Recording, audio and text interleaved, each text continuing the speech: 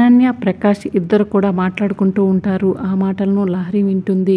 ఆ సమయంలో లహరి అనన్య దగ్గరికి వెళ్ళి ఇదంతా బయటపడి అమ్మ చేతికి నువ్వు చిక్కక తప్పదు అని చెప్పి అనన్యకు వార్నింగ్ ఇస్తూ ఉంటుంది. అంత సీన్ లేదు లహరి, నీతో పాటు నిజాన్ని కూడా కప్పెట్టేస్తాను అని అనన్య లహరితో చెప్తూ ఉంటుంది. లహరి షాకింగ్గా చూస్తూ ఉంటుంది. ఇంతలో ఇద్దరు రౌడీలు వచ్చి లహరి రెండు చేతుల్ని గట్టిగా పట్టుకుంటారు. ఇక అనన్య పెద్ద కత్తి తీస్తుంది. కత్తి తీసుకుని లహరి పొట్టలో పొడవబోతూ ఉంటుంది. ఈలోగా ఆనంద భైరవి వస్తుంది. లహరి పొట్టలో కత్తి దిగకుండా అనన్య చేతిని గట్టిగా పట్టుకుంటుంది.